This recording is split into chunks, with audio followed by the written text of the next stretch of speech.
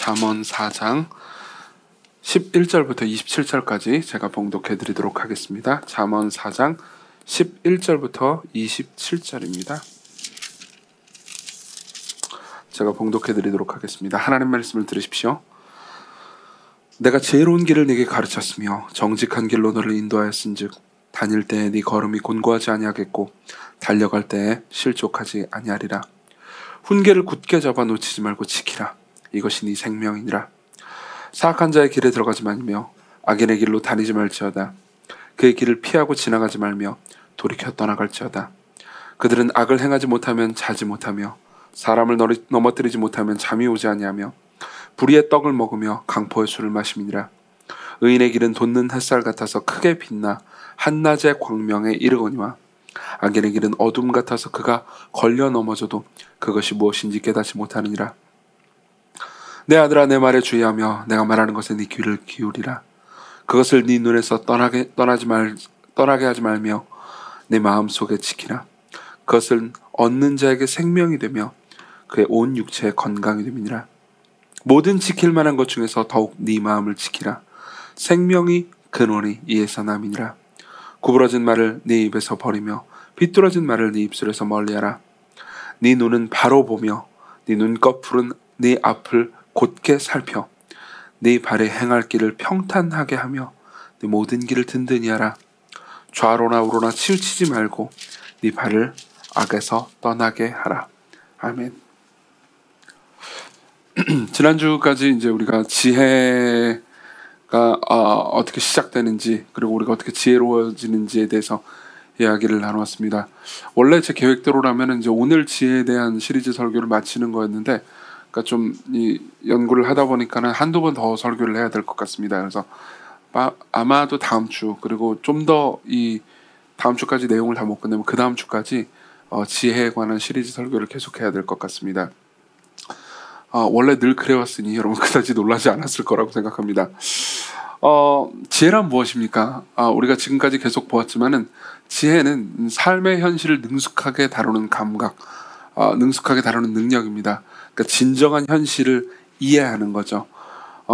내가 너무 힘듭니다. 내가 너무 힘든데 누가 나를 막 잡아 끌고 막 고통스럽게 합니다. 그죠? 이거는 그냥 내가 힘든 상황에서 더 힘들어졌다라고 해석할 수 있죠. 근데 이 상황이 진정으로 진정한 내가 처한 상황이 이런 상황이었다고 합시다. 사실은 내가 물에 빠져가지고 서서히 숨이 막혀서 죽어가고 있는 상태였습니다. 나는 힘든 거죠. 누군가 나를 구해주려고 억세게 내 뒷덜미를 잡아가지고 막 수영을 해가지고 막 끌고 가가지고 막 내가 막 허우적거리면 팔을 잡고 강제로 힘을 써서 저를 끌고 가는 상황이라고 합시다. 그러면은 아까보다 내가 더 힘들어지긴 했지만은 사실은 내가 생명이 살고 있는 중이다라고 인식할 수 있죠. 그렇죠? 그러니까 이 상황을 내가 진짜 상황, 진짜 현실을 모르면 내가 원래 힘들었는데 지금 더 힘들어졌어. 그러면서 스스로 자기 연민에 빠질 수도 있을 겁니다. 근데 진짜 현실, 그러니까 누군가 나를 정말 구해주려고 물리력을 사용해서, 힘을 사용해서 나를 사실 지금 당장은 조금 더 괴롭겠지만 내 생명을 구하고 있는 중이다라고 생각한다면은 오히려 내가 살았다 하면서 더 평안함과 안심을 경험할 수도 있게 되는 거죠. 다시 말하면 우리는 삶에서 이 닥치는 이 고난을, 그러니까 우리가 살아있는 삶의 진정한 현실을 이해하게 되면은 훨씬 더 지혜롭고 평안함을 가지고 대처할 수 있게 된다는 겁니다. 이게 바로 현실 감각이죠. 그리고 이 현실 감각을 지속적으로 가지는 것을 가리켜서 성경은 지혜라고 말합니다. 그럼 이제 이 지혜를 우리가 얻었다면, 지혜를 우리가 배웠다면, 혹은 배우고 있다면 어떻게 이 지혜로운 삶을 계속해서 지속시켜 나갈 수 있을까요? 이 지혜로운 삶에서 우리가 떠나지 않는 방법은 무엇일까요? 우리가 읽은 이 잠언의 본문은 이제 솔로몬이 자기 아들에게, 그러니까 내가 너한테 지혜를 가르쳤다. 그러니까 그 지혜의 삶에서 떠나지 말라라는 경고를 합니다. 그리고 방법을 가르쳐 주죠. 그래서 아까 읽었던 11절부터 이 13절까지를 다시 보면요. 내가 지혜로운 길을 이미 너한테 가르쳤다. 그리고 정직한 길로 너를 인도했다. 그러니까 너는 지혜의 길에 일단 접어들었다라고 말하는 거죠. 접어든 상태에서는 다닐 때 네 걸음이 곤고하지 않겠고 달려갈 때 실족하지 않을 거다. 계속해서 달려가고 가더라도 너는 지혜로운 길로 걸었으니까 오히려 네 생명이 풍성해질 것이다. 그러면서 내가 너한테 가르쳐준 훈계, 그러니까 지혜를 절대 잡아놓치지 말고 지켜라. 이것이 내 생명이라. 이렇게 이야기를 합니다. 그러니까 네가 계속 지혜의 길을 걷는다면 너는 생명이 풍성할 거라는 말인 거죠. 그래서 이 지혜를 계속해서 이제 이 길을 두어야 되는데, 그럼 어떻게 우리가 이 이제 솔로몬이 말하는 지혜의 길을 계속해서 걸어갈 수 있을 뿐더러 이 현실 감각을 끊임없이 유지시키고 더 나은 지혜로운 삶을 살 수 있을까요? 여기에 대해서 이제 본문 전체를 통해서, 그러니까 본문 전체가 가르치는 말을, 그리고 본문 전체를 통해서 성경이 가르친 말을 세 가지로 요약해서 여러분들에게 전달하겠습니다. 첫 번째는요, 길을 따르기고요. 그리고 두 번째로는요, 마음을 지키는 거고요. 특히 23절을 제가 자세히 설명해 드릴 겁니다. 그리고 마지막으로는 복음을 기억하기입니다. 첫 번째는 길을 따르기, 두 번째로는 마음을 지키기, 마지막으로는 복음을 기억하는 겁니다. 하나씩 보죠. 길을 따르는 것부터 생각해 봅시다. 10절부터 19절이 한 단위고요. 20절부터 27절이 한 단위거든요. 이 두 단위로 기록되어 있는데, 이제 10절부터 19절은 이런 이야기를 합니다. 그러니까 어떻게 지혜를 지킬 수 있는지에 대해서 길 비유를 합니다. 성경은 아주 곳곳에서 우리의 인생, 우리의 삶 전체를 길을 걸어가는 것과 똑같다라고 이야기를 합니다. 계속해서 이제 똑같은 일을 반복해서 하는 거죠. 걷는다는 건 뭘 의미하죠? 그러니까 똑같은 일을 끊임없이 리드미컬하게 반복하는 걸 의미하는 거죠. 그렇죠? 그건 무슨 의미냐면 우리에게 놓여진 길이 두 개가 있는데, 하나는 지혜의 길이고 하나는 어리석음의 길인 거죠. 그렇죠? 지혜의 길을 끊임없이 반복하잖아요. 그럼 우리에게 끊임없이 반복되는 쌓이는 지혜가 우리를 어떻게 형성해가고 빚어갑니다. 우리를 어떻게 더 낮게 아주 지혜로운 사람으로 만들어 간다는 거죠. 그렇죠?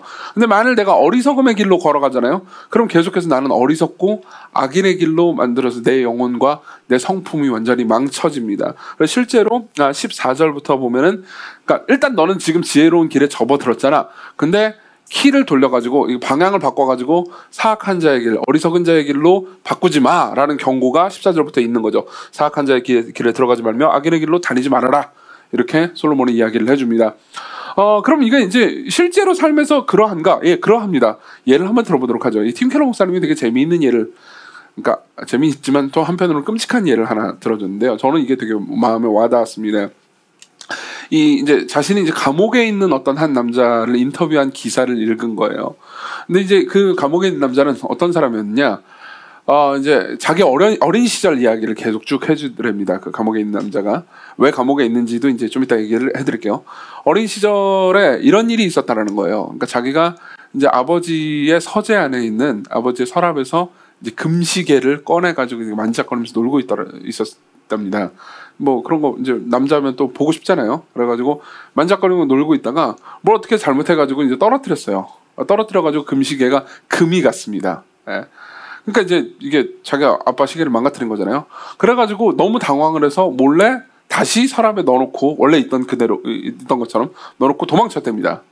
도망치고 나서 그리고 나서 이제 아버지가 나중에 금시계를 발견하고 이제 이게 이 고장난 걸 보면서 이제 노발대발했겠죠. 그래서 화가 나가지고 가족들을 다 모아놓고 누가 그랬냐, 누가 이걸 만졌냐라고 이제 물어본 거죠.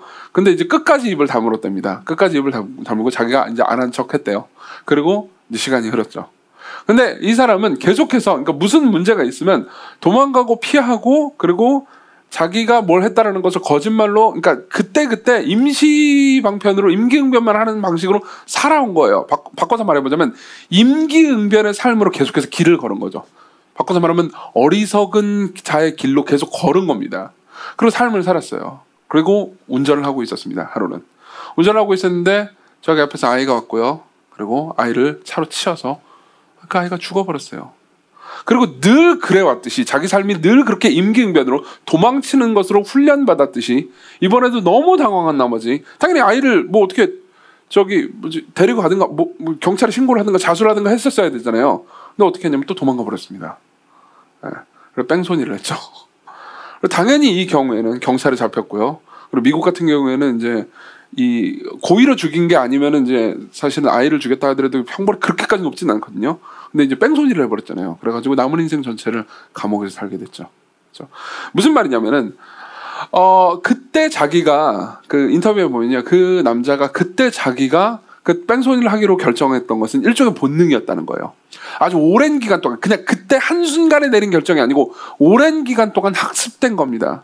그러니까 이 남자 입장에서는 그때 한순간의 실수가 내 인생을 망쳐버렸다라고 생각할 수 있지만 그때 그 한순간의 실수를 내린 그 결정은요, 그 이전에 수많은 결정으로 학습되고 그리고 계속 반복된 결정이라는 거죠. 계속 이 사람은요, 그러니까 도망치고 임기응변하고 대충 그냥 삶을 때우는 방식으로, 어려운 일이 있을 때 도망가는 방식으로 삶을 형성해 온 겁니다. 그렇죠? 다시 말하면 어리석음의 길을 걸어간 거죠. 그렇기 때문에 솔로몬은요, 계속해서, 그러니까 내가 너에게 지혜를 가르쳐 주었다. 그리고 지혜를 계속해서 가르쳐 주겠다. 실제로 잠언 전체에서 이런 지혜가 계속 반복되죠.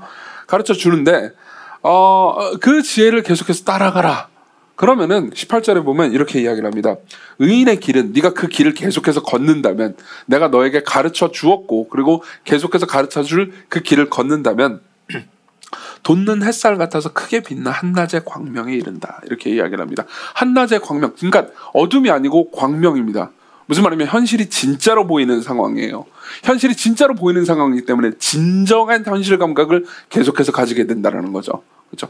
예컨대 여러분들이 삶을요, 뭐 제가 지난주 오후 예배 때 설교 때도 이야기를 했지만, 저는 그 일을 계속하고 있습니다. 그러니까 하루에 153 감사 이거 있잖아요. 하루에 5번 감사 제목 쓰고 3명한테 감사 표현하기 이런 거 계속 하고 있거든요. 되게 아까 그때도 말씀드렸지만 5개 감사 쓰는 건 그렇게까지 어렵진 않은 것 같아요. 그러니까 삶에서 생각해보면 감사할 것들이 참 많습니다. 그리고 이 5개가, 그러니까 적은 건 절대 많은 건 절대 아닌데 제가 생각에 적은 것도 아니거든요. 그러니까 한 3, 4개까지는 밤에 이렇게 쓸 때 쓱 써져요. 그래서 오늘 감사할 거 뭐, 오늘 뭐 소재아랑 밥을 먹었지, 감사. 소재아가 나보다 더 많이 먹었지만 나보다 더 많이 먹은 것 때문에 내가 슬프지 않고 그렇기 때문에 내가 살이 덜 찔 거야, 감사. 뭐 이런 식으로 썼습니다. 실제로 그렇게 썼다는 건 아니에요. 네. 근데 이제 마지막 한두 개 같은 것들이 잘 생각 안 날 때가 있습니다. 근데 무조건 5개 채워야 된단 말이에요. 그럼 이제 그때부터 하루를 묵상함과 동시에 이제 감사를 찾기 시작하죠. 그러면 그 이전에는 되게 당연하게 느껴졌던 것들 있잖아요. 그런 것들이 새삼 감사스럽게 느껴집니다. 그러면은 이게 되게 재밌는 게 뭐냐면은, 제가 지난주에 이런 말씀을 드린 적이 있어요. 그러니까 하루에 5개씩 감사하고 감사 제목을 쓰고 그리고 3명한테 감사 표현을 한다고 그랬잖아요. 근데 제가 지난주에 이렇게 말씀드렸습니다. 5개 감사 쓰는 거 그렇게 빡세지 않는데 3명한테 감사 표현하는 게 좀 힘들더라. 그러니까 한두 명밖에 기억이 안 난다. 이런 식으로 됐는데, 이게 또 좋은 게 5개를 채우기 시작하니까 3명한테 감사 표현하는 것도 그렇게 어렵진 않더라고요. 아직까지는 제가 이거 한지 얼마 안 됐기 때문에 지금 저 사람이 153 감사 프로젝트를 나한테 실행하고 있기 때문에 나한테 감사를 표현하는군 라고 눈치챈 사람은 아직 없었습니다. 그냥 제가 감사를 그것도 뭐 과하게 표현하지도 않았어요. 막 감사해요, 막 카톡으로 막 선물 보내고 이렇게까지는 안 했단 말이에요. 그냥 말로만 감사를 표현했죠. 근데 그러니까 삶이 훨씬 더 풍요로워지는 걸 느끼게 되는 거죠. 근데 여기서 제가 깨달은 게 있습니다. 뭐냐면은 계속해서 감사하면서 살니까 제 삶을 둘러싼 진정한 현실이 보이기 시작하는 거예요. 그러니까 나는 너무나도 큰 사랑을 받고 있구나. 나는 정말 상상을 초월할 정도로 과분한 사랑을 받고 있구나. 내가 이렇게 죄인인데 이렇게 남들한테 안 들켜서 그렇지 머릿속으로 삶으로 죄를 이렇게 많이 짓는데 그럼에도 불구하고 하나님께서 이렇게 많은 사랑을 베풀어 주시는 걸 보니까 되게 놀랍다. 이게 그러니까 저는 처음에 이런 말 하는 사람들 보면은 뭐 이렇게 뭐라 그럴까, 이 정신 승리하는 것 같고 막 이렇게 삶을 아름답게 보이기 위해서 막 뭐 상황을 조작하는 것처럼 보였거든요. 근데 반대였습니다. 오히려 제가 눈이 어두워진 상태였던 거죠. 오히려 제 삶을 둘러싼 삶 전체가 너무나도 정말 이루 말할 수 없을 정도로 큰 선물들을 끊임없이 계속해서 받고 있는 중이구나라는 것을 깨닫게 됩니다. 무슨 말입니까? 나는 한낮의 광명에 이른 겁니다. 나는 진정한 현실을 보게 된 겁니다. 나는 세상이 밝게 보이기 시작한 거죠. 그러니까 당연히 제 삶도 행복해졌습니다. 그러니까 이게 지속적으로 제 삶에서 길로 훈련이 되면 꼭 어떤 무슨 감사 노트를 써야 된다. 여러분들한테 감사 노트를 쓰면 여러분들에게 훨씬 지혜로운 일이 되게 할 겁니다만, 어쨌든 그래야 된다는 걸 의미하는 건 아닙니다. 오히려 이러한 지속적인 삶의 습관이 저를 정말 행복하게 만들어준다는 거죠. 근데 반대로 솔로몬은 또 이렇게도 경고하기도 합니다. 14절부터 계속 읽어드릴게요. 14절부터 17절을 읽어드리겠습니다. 사악한 자의 길에 들어가지 말며 악인의 길로 다니지 말지어다. 그의 길을 피하고 지나가지 말며 돌이켜 떠나갈지어다. 그러니까 그 길로 접어들지도 말고, 그럼 만일 그 길로 네가 조금 접어들겠다, 그럼 빨리 돌이켜서 떠나라 라고 얘기하는 거예요. 그러면서 그들은, 악의 길은요, 자, 16절. 악을 행하지 못하면 자지 못하며 사람을 넘어뜨리지 못하면 잠이 오지 아니하며. 그러니까 잠이 오지 않을 정도로 누군가를 괴롭혀야 자기가 편안하는 거예요. 계속 불의의 떡을 먹으며 강포의 술을 마심이니라. 여러분, 이 표현이 얼마나 무시무시한 표현인지 아십니까? 불의의 떡을 먹으며 강포의 술을 마신다. 그 말은 무슨 말이냐면 불의와 강포는 폭력을 말하는 거거든요. 폭력을요, 그러니까 밥 먹듯 먹는다는 겁니다. 트램펄 롱맨이라는 구약학자가 있습니다. 이 구약학자는 이 본문을 해설하면서 그러니까 굉장히 생생한 이미지를 우리한테 그려주거든요. 제가 읽어드릴게요. 17절은 삶에서 악을 행하고 싶어하며 다른 이들을 해하고 싶어하는 악인들의 욕망이 얼마나 깊은지를 묘사하려고 먹고 마시는 은유를 사용한다.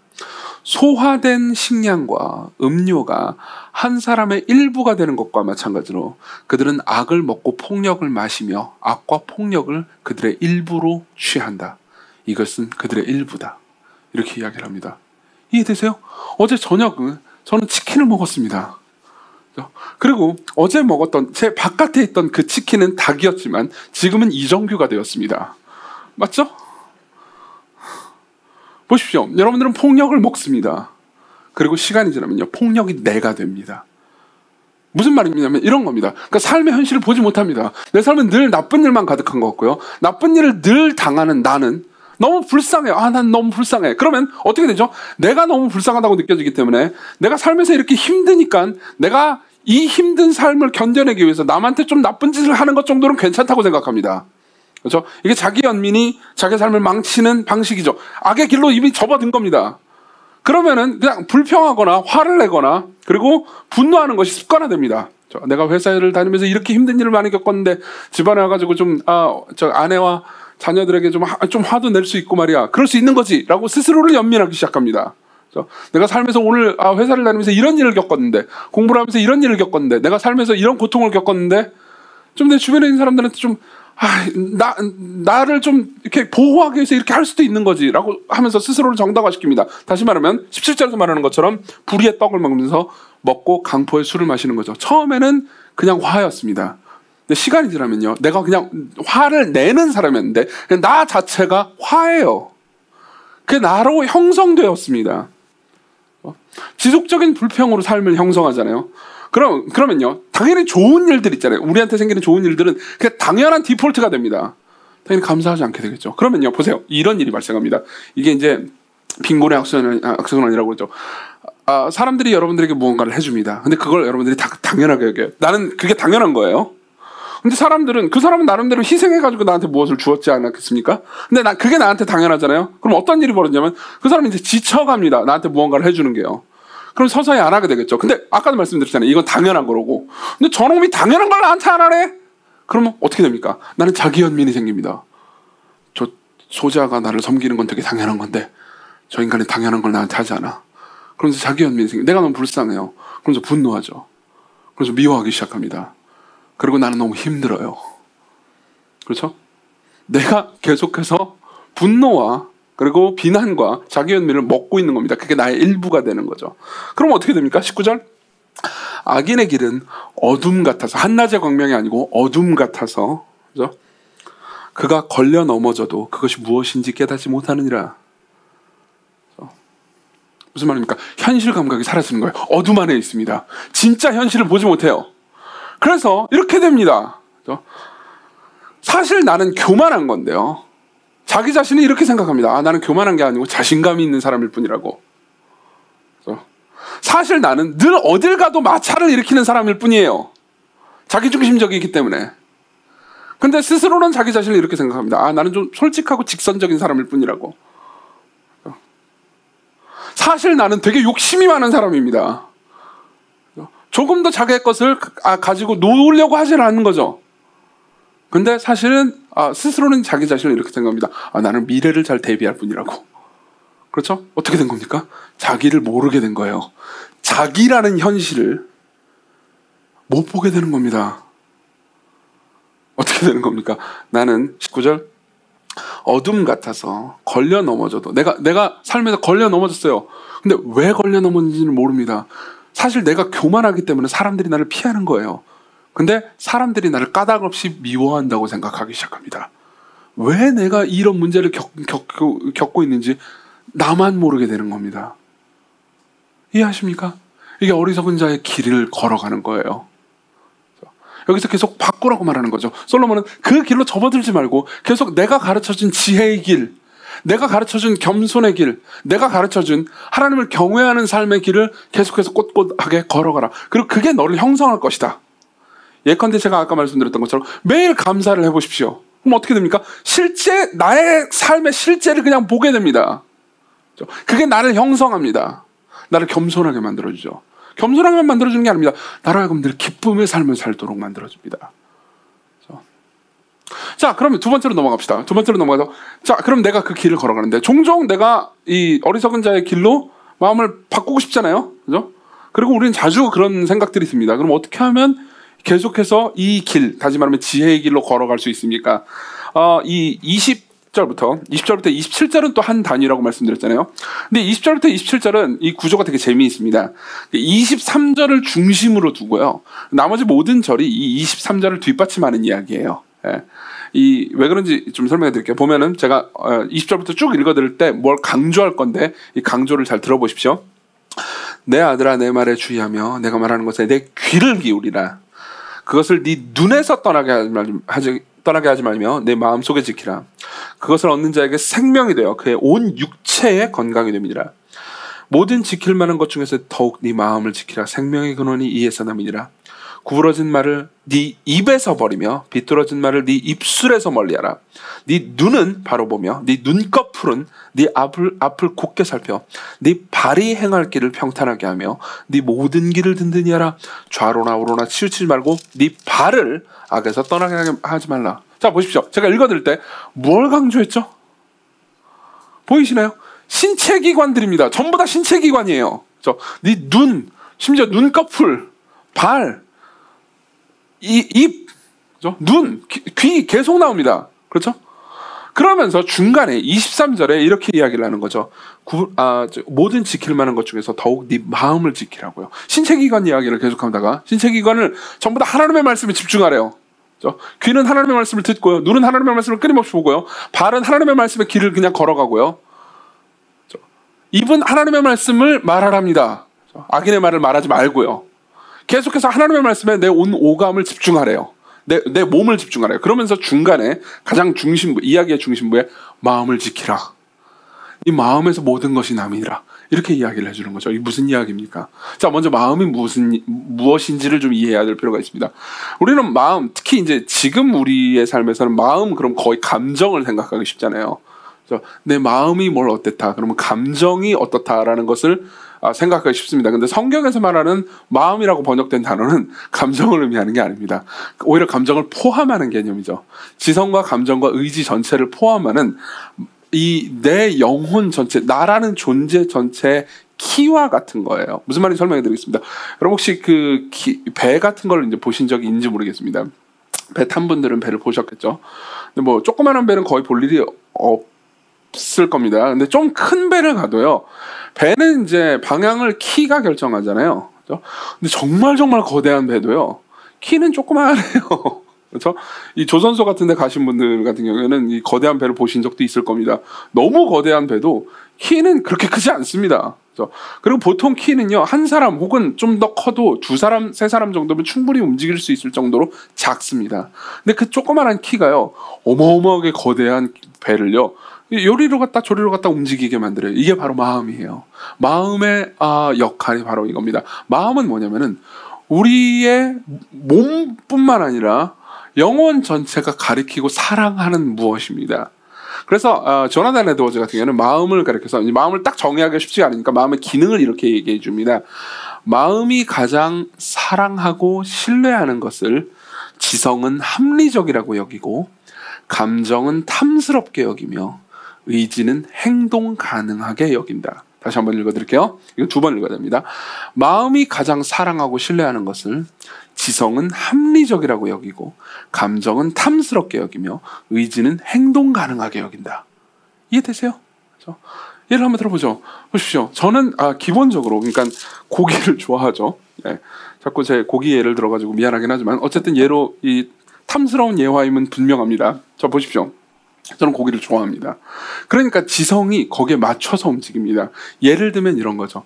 이렇게 건강 뉴스 같은 거 있잖아요. 저는 보통 건강 뉴스를 싫어해요. 왜냐하면 건강 뉴스를 보는 즉시 대부분의 건강 뉴스는 저를 정죄하거든요. 너처럼 살지 마. 그럼 건강해질 거야. 보통 이렇게 말한단 말이에요. 근데 이제 건강 뉴스를 보다가 이 간혹 드물게 고기를 자주 잘 먹는 것이 건강에 좋다. 지나친 채식주의는 건강에 위험하다. 이런 기사가 나올 때 저는 제 이성은 그걸 지극히 합리적으로 여기기 시작합니다. 맞죠?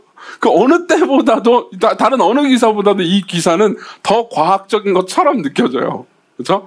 그리고 탐스럽게 여기죠. 뭐 제가 고기를 탐스럽게 여기는 건 뭐 이미 여러 번 말씀드렸기 때문에 지난주 설교 듣고 여러분 곱창 전골밖에 기억 안 나죠? 어쨌든 간에 알고 있으니까 잘 아실 거고요. 그리고 의지는 행동 가능하게 여깁니다. 무슨 말이냐면은 예를 들어 돈이 적어요. 내가 고기를 사기에 돈이 너무 적어도 그럼 적으면 이 고기는 비싸니까 이거 사면은 내 삶에서 그러니까 행동 가능하지 않은 것 같은데 이게 사는 것은 좀 삶에 이렇게 좀 피폐해질 것 같은데라는 생각이 들잖아요. 근데 아까 제가 말씀드렸듯이 이 지성이 자동적으로 돌아간단 말이에요. 그러니까 괜찮아. 이 뭘 딴 걸 안 하면 돼. 뭐 옷을 안 사. 머리를 한 달 깎지 말지 뭐. 그죠? 그러면서 좀 덥수룩해져봤자 뭐 어때? 나를 보는 사람이 괴로운 거지 내가 괴로운 건 아니잖아. 그러면서 이제 고기를 먹는 거죠. 이해되시죠? 그죠? 그러니까 의지는 어떻게 돼요? 행동 가능하게 만들고요. 그리고 감정은 당연히 탐스럽고요. 그리고 이제 지성은 그 합리적이라고 생각하는 거죠. 그렇죠? 이거는 이제 뭐 웃기자고 예를 든 거긴 하지만 실제로 여러분의 삶에 흔히 있는 일입니다. 예컨대 어떤 배우 작가님이 있습니다. 내가 남자가 어떤 여성이 있어요. 뭐 여러분들이 여성이라면 어떤 남자가 있습니다. 그리고 주변 모든 사람들이 다 뜯어말려요. 그 사람 만나지 말라고. 그 사람 사귀지 말라고. 왜요? 그 사람은 성품이나 혹은 뭐 신앙도 없는 것 같고 성품도 좀 별론 것 같고 삶이 좀 여러 가지 이렇게 막 이렇게 습관도 별론 것 같고 나쁜 짓도 좀 하는 것 같으니까 그 사람은 안 만나는 게 좋겠어라고 여러분들의 부모님이나 그러니까 좀 더 지혜로운 사람들이죠. 여러분들의 친구가 막 이야기를 해줍니다. 여러분들의 목회자가 이야기를 해줘요. 그렇지만 나는 내 마음은 그를 향해 있어요. 혹은 그녀를 향해 있습니다. 그래서 어떻게 되느냐? 이성은 옆에서 말하는 모든 이야기가 그러니까 솔직히 마음속으로 그냥 그 말이 맞다고는 생각해요. 근데 다른 방식으로 합리적으로 그러니까 일반 사람들이 보기엔 전혀 합리적이지 않은 방식으로 지성이 그렇게 굴러갑니다. 그냥 가끔 가다가 예를 들면 뭐 누가 봐도 저 사람은 삶에 책임감이 없어 보여요. 일도 안 해요. 근데 그냥 자기가 말하는 거예요. 그 사람이 내가 만나는 내가 사랑하는 그 사람이 내가 앞으로 뭘 해가지고 뭐 5대형 6대주를 다니면서 돈을 벌 거고 어쨌든 나름 부유해질 거야. 뭐 이런 식으로 얘기를 합니다. 누가 봐도 그건 합리적이지 않은 말이에요. 근데 그 사람의 귀와 눈에는요, 지성에는 되게 합리적으로 들리기 시작합니다. 그래, 미래가 꿈이 있네. 그럼 잘하면 모든 사람들이 다 부자로 태어나겠어? 이제 열심히 노력해가지고 살면 실제로 열심히 노력하지 않아요. 내가 열심히 노력하게 해주면, 내가 이렇게 같이 잘 살면 실제로 그래도 가능성은 없어요. 그렇지만 잘 살 수 있겠지 이렇게 생각하면서 지성이 합리적으로 굴러갑니다. 뭐 예를 들면 신앙이 없는 사람이라도 어때? 뭐 내가 전도해가지고 믿게 만들면 돼. 실제로 전도를 할 능력도 없습니다, 본인한테는. 그 지점에서는 이성이 정상적으로 굴러가는 게 아닌 거죠. 그러니까 이성이요. 어떻게 굴러갑니까? 내가 좋아하는 것을 받아들이는 방식으로만 합리적으로 굴러갑니다. 사실상 합리적이지 않은 거죠. 감정은 당연히 탐스럽고요. 의지는요, 행동 가능하다고 얘기합니다. 사실상 결혼 계획도 없기 때문에 결혼이 가능하지 않아도 다른 모든 것들을 희생해서라도 그 사람과 결혼하려고 마음을 먹는 거죠. 그렇죠? 이건 굉장히 흔한 일입니다. 여러분들이 살면서 어떤 직업을 선택할 때도 이런 일들이 일어나고요. 그러니까 여러분들이 좋아하는, 마음에 사랑하는 그것으로 여러분들의 지정의 전체가 굴러가는 거죠. 자, 여러분들이 지정의 전체를 굴러가게 하는 바로 그것을 가리켜서 뭐라고 말합니까? 마음이라고 말합니다. 이게 성경에서 말하는 마음이에요. 그리고 이 마음은요, 반드시 여러분들의 몸을 움직이게 만듭니다. 몸을 움직이게 만들어요.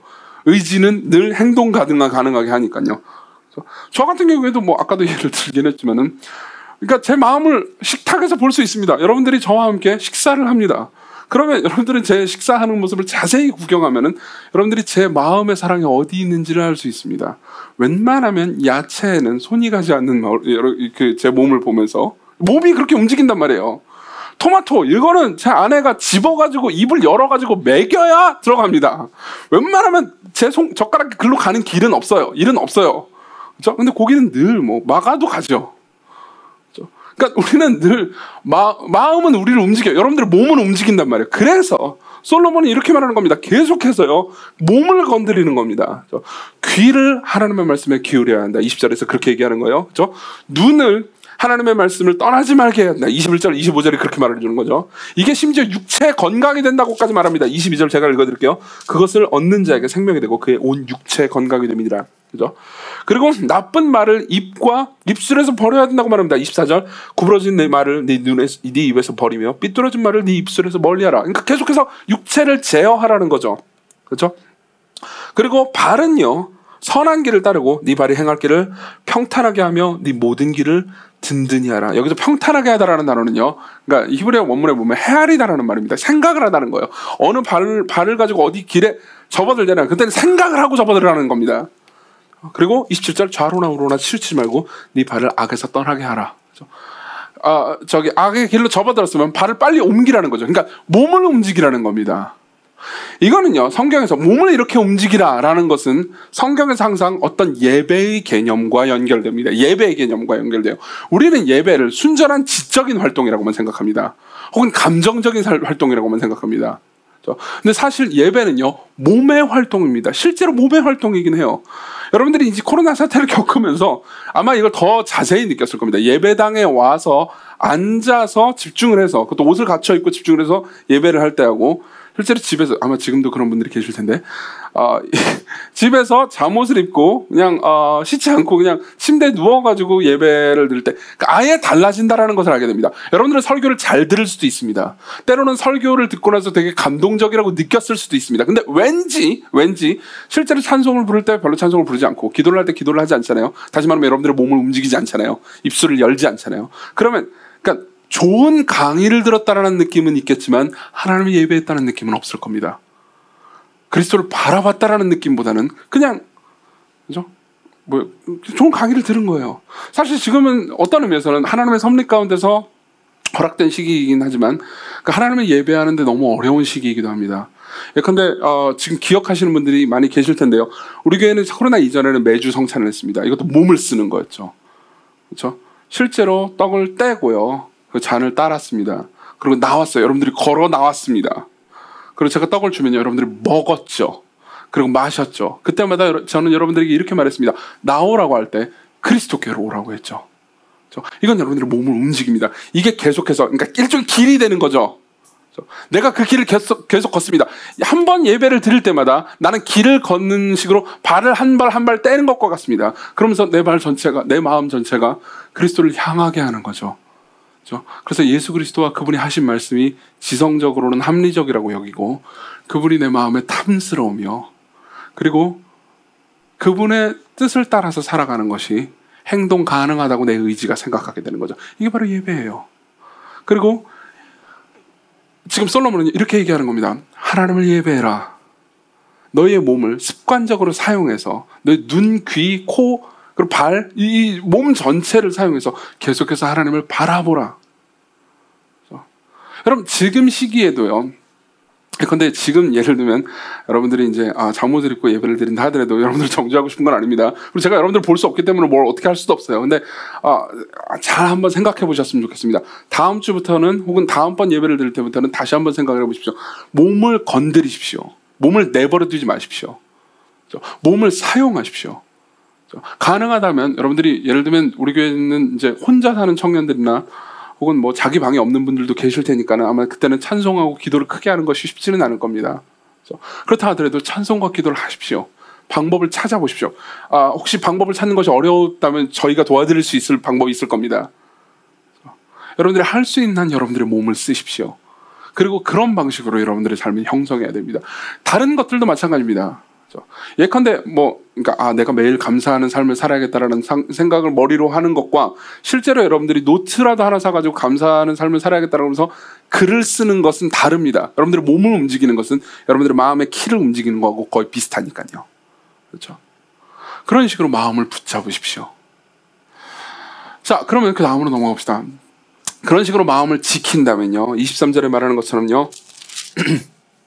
모든 지킬 만한 것 중에서 더욱 마음을 지키라. 생명의 근원이 이에서 남이니라.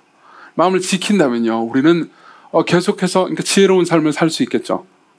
그럼 어떻게 하면 될까요? 제가 아까 말씀드렸던 것처럼 몸을 계속 사용해서 마음을 지키기만 하면은 마음이 자동적으로 지켜질까요? 물론 그런 측면도 있습니다. 우리는 어느 정도 삶에서 우리 자신을 훈련할 수 있으니까요. 그리고 실제로 마음이 더 가기도 합니다. 다만 궁극적으로는 그렇게 되지 않습니다. 왜냐하면 우리의 마음은 굉장히 복잡할 뿐만 아니라 성경의 가르침에 따르면요, 우리의 마음은 죄로 인해서 타락했다고 말하기 때문입니다. 왜 그런지 말씀드리죠. 사실 이 문제에 있어서 우리가 몸을 붙잡음으로써 아무리 바꾸려고 노력해도 이게 완전히 바뀌지는 않는다라는 것을 체험한 사람이 있습니다. 바로 마르틴 루터죠. 마르틴 루터 같은 경우에는 그러니까 자기의 죄와 그리고 하나님의 법, 하나님의 가르침, 하나님의 지혜에 대해서 그 누구보다도 더 진지한 마음을 가지고 있었습니다. 그렇기 때문에 성경을 쭉 읽으면서요, 그러니까 의가 무엇인지에 대해서 깊이 연구했죠. 그리고 당연히 자기가 그 의의 기준에 따라서 자기를 볼 때 자기 마음이 큰 문제를 가지고 있다는 것을 알았습니다. 자기는 의롭지 않고 자기는 죄를 지을 뿐만 아니라 죄를 좋아하는 사람이라는 것을 알았죠. 나는 죄를 좋아합니다. 그래서 계속 고해성사를 하러 갔습니다. 그때 당시 그 고해성사 신부가 있었습니다. 요한 폰 슈타피치라는 사람이었죠. 굉장히 이 사람도 그러니까 신실한 신학자하고 좋은 사람이긴 했습니다. 그렇지만 이제 루터의 마음을 다 이해하지는 못했습니다. 슈타피치한테는 그러니까 루터를 상대해서 루터의 고해성사를 듣는 것이 되게 힘든 일이었습니다. 왜냐하면 루터가 한 번 슈타피치를 앉혀놓고 고해성사를 하기 시작하잖아요. 그럼 약 6시간 정도를 했기 때문입니다. 그러니까 얼마나 힘들었겠어요. 얘 마음속에 있는 죄를 내가 6시간 동안 들어야 돼. 6분 듣는 것도 힘든 거잖아요. 6시간 동안 듣고 너의 죄를 사하노라를 해줘야 돼요. 얼마나 빡세겠습니까? 그래서 린들로퍼라는 그 옥스퍼드의 역사학자인데, 이 사람이 이제 루터 평전을 썼거든요. 루터 평전에 보면 이런 이야기가 있습니다. 들어보세요. 슈타우피츠에게는 루터의 고해 신부 역할이 가장 고되고 힘든 일이었다. 이 젊은 수사는, 즉 루터는요, 끊임없이 완전함을 추구했다. 슈타피츠는 틀림없이 머리가 돌지경이었을 것이다. 슈타피츠는 죄를 너그러이 대하는 태도를 가지고 있었다. 그러나 루터를 근심케 한 것은, 그러니까 보통 루터가 뭐 이런 얘기를 하면은 슈타피츠는 이렇게 얘기했어요. 야, 네가 그런 거 따지는 거 다 죄면 네가 방귀 뀌는 것도 죄야, 이런 식으로 이제 얘기를 했죠. 실제로 한 말입니다, 슈타피츠가. 근데요, 그러나 루터를 근심케 한 것, 진짜로 근심케 한 것은 사람들이 보통 범하는 죄가 아니고 진짜 매듭들, 즉 그 죄를 만들어내는 일들, 즉 그가 하나님을 사랑하지 않고 심판을 두려워한다는 것이었다. 한 번은 루터가 지나치게 자잘한 죄까지 꼼꼼하게 고해하자 슈타피츠는 루터에게 이렇게 말했다. 난 자네를 이해하지 못하겠네. 그렇게 치면 모든 방귀도 다 죄야. 이렇게 얘기를 한 거죠. 근데 루터는 그 문제를 그렇게 간단하게 생각하지 않았습니다. 사실 루터는 진정한 현실을 조금씩 보기 시작한 겁니다. 루터는 이렇게 생각했어요. 자기는 원래 세속적인 사람이었습니다. 그래서 세속적인 사람의 삶을 살다 보니까 자기가 지혜의 길이 아니고 악인의 길을, 어리석은 길을 걸어가고 있다고 생각했죠. 그래서 어떻게 했습니까? 자기 몸을 치기 시작했습니다. 법학자가 되려는 자기의 꿈을 버려버리고요, 수도원으로 들어갔죠. 그리고 수도사가 됐습니다. 그리고 끊임없이 몸을 치기 시작했어요. 너무 자주 금식했습니다. 너무 자주 고행을 했습니다. 그때 당시 이 수도원에 있는 규칙 중에서 기도 시간은 상당히 많았고요. 그 기도 시간과 기도 시간을 다 지키면서 공부를 한다는 것은 어려웠습니다. 그리고 대다수의 수도사들은요, 공부를 조금 포기하거나 그리고 아니면 기도를 조금 포기했죠. 근데 루터는 둘 다 했습니다. 그렇기 때문에 거의 잠을 자지 못했어요. 심지어 슈타피츠가 기도 좀 그만하라고 말릴 정도였습니다. 근데 그렇게 기도하고 그렇게 자기 몸을 붙잡고 계속해서 몸을 고통스럽게 만들었습니다. 이건 한편으로 좋은 거였지만 루터는 그럼에도 불구하고 자유가 없었습니다. 아까 제가 말씀드린 것처럼 몸을 계속 하나님을 향해서, 하나님의 말씀을 향해서 집중하는 건 좋습니다. 이건 나쁜 게 아니에요. 그래서 루터는 생각했습니다. 겸손해야지. 겸손하라는 하나님의 말씀을 계속 들었습니다. 그리고 교만하지 말라는 하나님의 말씀을 들었습니다. 하나님의 지혜를 계속해서 들었죠. 그래서 겸손해야지 노력을 했습니다. 근데 문제가 발견됐어요. 어떤 문제입니까? 루터는 겸손했습니다. 실제로 겸손하게 행동하려고 노력했습니다. 그리고 누가 봐도 루터는 겸손했다고 보일 거였습니다. 근데 루터는 자기 마음 안에 있는 움직임을 알고 있었습니다. 무슨 문제가 있었죠? 내가 겸손한 건 진짜로 하나님을 사랑해서 겸손한 게 아니고 내가 겸손하다라는 것을 스스로 알므로 저 교만한 사람보다 내가 더 겸손하기 때문에 내가 더 낫다라는 것을 확인하기 위해서 겸손했던 거죠. 루터는 자기 자신을 알고 있었습니다. 루터는 이게 괴롭다라는 걸 알고 있었습니다. 이게 또 다른 교만으로 바로 이어진다는 것도 알고 있었죠. 어떻게 해요? 어떻게 겸손이 교만으로 이어집니까? 나는 겸손합니다. 근데 나는 내가 겸손하다는 걸 의식하기 시작합니다. 그러면서 말하죠. 스스로에게 말합니다. 저 교만한 놈들보다 내가 훨씬 겸손하지. 저 교만한 놈들은 왜 저렇게 자기를 자랑할까? 나는 한 번도 나를 자랑한 적이 없는데 말이야. 저 교만한 것들. 이게 루터 안에 있는 움직임이었어요. 그리고 루터는 그 어느 때보다도 이걸 보고 있었습니다. 왜냐하면 성경이 단순히 행동만 우리를 말해주는 것이 아니고 우리의 마음을 계속해서 건드리면서 우리 마음이 문제가 있다고 말해주기 때문입니다. 루터는 어떻게 여기서 해방될 수 있었을까요? 루터가 단순히 몸을 움직여가지고 계속해서 고행을 해서 해결할 수 있었을까요? 물론 그것도 한 방편입니다. 아까 제가 말씀드렸듯이 여러분들의 몸을 사용해서 하나님의 말씀에 집중하고 하나님의 지혜에 계속해서 귀를 기울이는 것은 중요한 방편입니다. 그렇지만 이건 전부가 아니었습니다. 루터는 어디서 복음을 찾을 수 있었을까요? 우리는 어디서 이 문제를 진정으로 해결할 수 있는 길을 찾을 수 있을까요? 아까 제가 본 23절 있잖아요. 23절이 되게 제일 중요한 구절입니다. 실제로 청교도들 같은 경우에는 이 23절이 너무나 중요하다고 생각했기 때문에 23절만 가지고 따로 책을 내기도 했고요. 23절을 자세히 주해한 설교들도 많이 있습니다. 근데 23절 다시 한번 읽어드릴게요. 모든 지킬 만한 것 중에서 더욱 네 마음을 지켜라. 마음을 계속 감시하라는 겁니다. 여러 가지를 감시해야 되지만 너의 행동도 감시해야 되지만 너의 마음, 즉 너의 사랑의 방향을 계속해서 감시해보렴. 루터는 실제로 감시를 한 겁니다. 자기가 겸손합니다. 근데 그 겸손 이면에 교만이 따라다닌다는 걸 알았습니다. 다시 말하자면 자기의 마음을 정말 잘 감시하고 있었던 거죠. 감시를 해라. 생명의 근원이 여기서 나온다. 네 마음이 올바르다면 너는 생명을 얻을 것이다. 모든 생명이 너의 행동과 생명이 이 마음에서 다 흘러나온다. 근데 루터는 깨달았던 거죠. 내 마음에서 흘러나오는 건 악밖에 없다고. 사망밖에 없다고. 근데 재밌는 게 뭔지 아십니까? 시간이 지나고요. 잠언은 잠언만으로는 다 이해할 수가 없습니다. 예수 그리스도께서 23절의 말씀을 인용하신 적이 있습니다. 한참 지나고 우리는 요한복음을 봅니다. 요한복음에서 예수께서는 이렇게 말씀하신 적이 있습니다. 7장 37절. 명절 끝날, 곧 큰 날에, 사람들이 명절이 끝났습니다. 우리는 이제 명절이라고 생각하지만 지금으로 치면 수련회 끝난 날이라고 생각하시면 됩니다. 왜냐하면 명절 내내 이스라엘 백성들은 하나님을 예배했거든요. 예루살렘에서 계속해서 하나님을 예배했습니다. 그러니까 수련회 마친 거예요. 수련회 마칠 때 사람들의 기분이 어떻겠습니까? 평상시에는 기도도 안 하고 예배도 안 드리고 그러다가 예배를 드리고 수련회 막 해가지고 막 마음이 충만해지고 뜨거워졌다고 생각합니다. 바로 그날인 겁니다. 수련회 끝날. 큰 날에 예수께서 서서 외쳐 말씀하십니다. 누구든지 목마르거든 내게로 와서 마셔라. 나를 믿는 자는, 그 다음 성경의 이름같이, 성경을 인용하시는 거예요. 그 배에서 생수의 강이 흘러나리라. 여기서 그 배에서 생수의 강이 흘러나리라라는 말은요, 23절에 나오는 마음에서 생명의 근원이 여기서 나옴이라는 말과 구조가 똑같은 말입니다. 핵심은 이겁니다. 보세요. 여기서 그 배라고 했잖아요. 여기서 배가 여기 이 배를 말하는 게 맞습니다.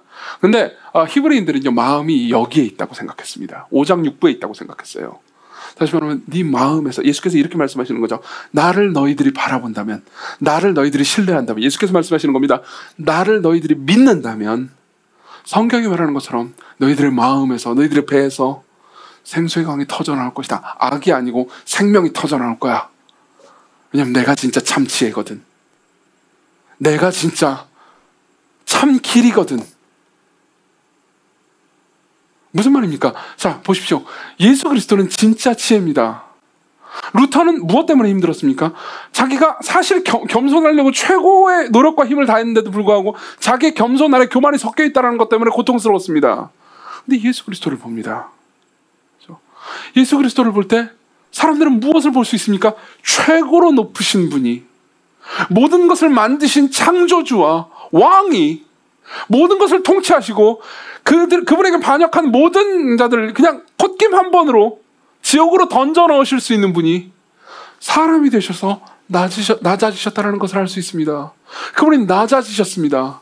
만일 그분이 힘을 다해서 내가 강력한 존재니까 나에게 덤비는 존재들은, 나에게 개기는 존재들은 무조건 다 쓸어버리겠다, 다 버리겠다, 다 죽여버리겠다 라고 하면요, 예수 그리스도께서는 공의를 세우실 수 있었을 겁니다. 다시 말하면 정의로우신 거죠.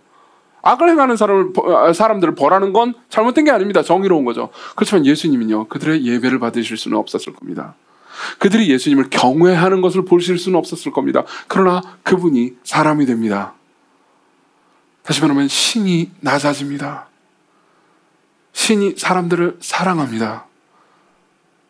자기를 멸시하는 사람들 앞에서 그들을 섬기며 그들 앞에서 무릎을 꿇고 그들의 발을 닦습니다. 그때 우리는 단순히 우리가 육체적 고행이나 육체적 움직임만으로는 가질 수 없는 마음의 변화를 보게 됩니다. 하나님이신 분이 사람이 되셔서 나 같은 죄인들 앞에서도 자기를 낮추신 것을 보면서 내 마음의 키가 돌아가는 거죠. 그리스도를 볼 때요. 예수 그리스도를 알 때요. 재밌는 예화를 들려드릴게요. 소설이긴 하지만 이 과정을 묘사한 소설이 하나 있습니다. 파이 이야기라는 소설이죠. 이 파이 이야기라는 소설은 물론 종교에 관한 이야기는 아닙니다. 정확히는. 근데 거기 보면요. 주인공이 있습니다. 주인공이 파이예요. 예. 근데 파이인데 이 사람이 인도 사람이고요. 당연히 힌두교인이죠. 그리고 힌두교에 대해서 아주 잘 알고 있는 사람입니다. 근데 이 사람이 이제 기독교에 대해서 접합니다. 자기 친구의 마틴이라는 친구가 있고, 마틴이 기독교에 대해서 이야기를 해주죠. 그리고 본인은 성경을 읽습니다. 성경 중에서 복음서를 읽죠. 복음서를 계속 읽습니다. 근데 복음서에서 보이는 이 예수는요, 복음서에서 말하는 바를 받아들인다면 신입니다. 그렇죠? 신이에요. 근데 이 신은 자기가 지금까지 알던 이 힌두교도들의 신과 다릅니다. 힌두교도들의 신은 강력해요. 이 신도 기적을 행하긴 하지만 사실 힌두교도들이 말하는 그 힌두교의 신들이 이뤄내는 기적들에 비하면 아무것도 아니에요. 근데 이 신은 너무 허약합니다. 이 아들이라는 신은 너무너무 문제가 있어요. 제가 읽어드릴게요. 계속해서 파이가 이제 힌두교 신들의 강함을 막 말합니다. 그러면서 신이란 마땅히 그렇게 강해야 하는 것이 아닌가. 광채가 나고 권력과 힘이 있는 존재, 그런 신만이 구원하고 악을 물리칠 수 있지 않겠는가. 그런데 이 아들이라는 신은 배가 고프고 갈증 때문에 고생하고 지치고 슬프고 초조해하고 희롱당하고 똑똑지 못한 제자들과 그를 존경하지 않는 반대파를 참고 봐줘야 한다. 무슨 신이 그런가? 너무나 인간 수준의 신이다. 물론 기적도 있다. 주로 치료 부분에서. 왜냐하면 힌두교도들의 기적은 주로 치료 부분에서 기적이 나타나지 않고요, 심판 부분에서 기적이 나타나거든요. 강력한 무기를 가지고 다 쓸어버려요. 기껏해야 줄인 배를 채워주고 풍랑을 잠잠하게 하고 무리를 걷는 능력을 보여준다. 마술로 치면 별것 아닌 수준이다. 어느 힌두 신이라도 그보다 100배는 잘할 수 있으니까. 그런데 이 신의 아들이라는 작자는 생애 대부분을 이야기를 하며 보냈다. 계속 말하면서 이 아들은 말하고 인간의 걸음으로 걸어 다녔다. 그것도 더운 곳에서 샌들을 신고 돌길을 걸었다. 생각해보세요. 신이면 축지법 정도는 써야 되는 거잖아요. 근데 걸어 다니기만 해요. 교통수단을 이용해도 고작 나귀였다. 그는 3시간 만에 신음하고 숨을 헐떡이며 서글퍼하며 죽어간 신이다. 무슨 신이 그런가? 이런 신의 아들에게서 무슨 영감을 얻으라는 건가? 라고 마틴한테 물어봅니다. 마틴은 대답하죠. 사랑. 그리고 파이는 계속해서 고통스러워합니다. 왜냐하면 이 신은 자기 볼 때 너무 허약하지만 너무나도 매력적이었거든요.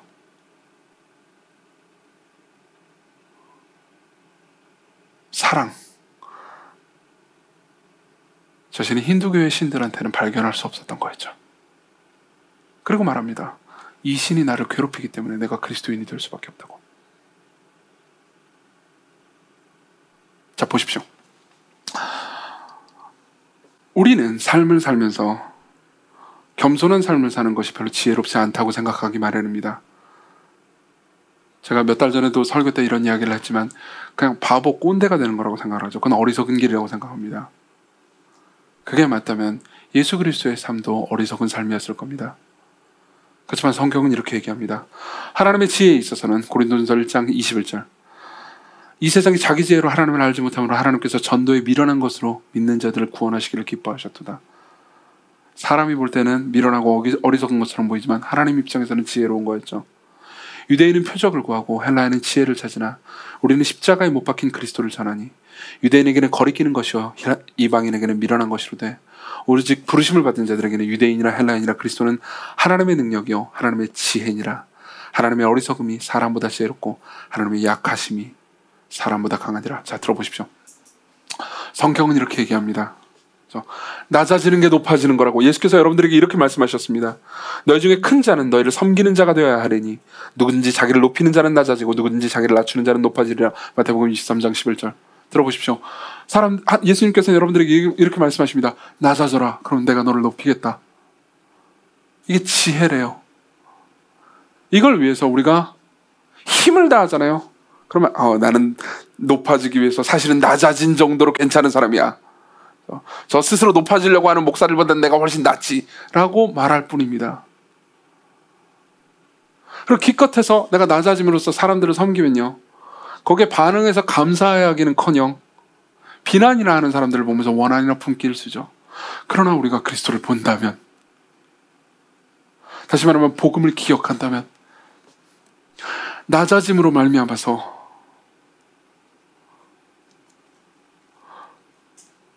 그 낮아짐으로 말미암아서 은혜와 사랑을 받은 사람들의 찬송과 영광을 받으신 그분을 보면서 기억한다면요, 낮아지는 것이 진정으로 높아지는 길이라는 것을 알게 됩니다. 우린 길에서 벗어나지 않을 수 있어요.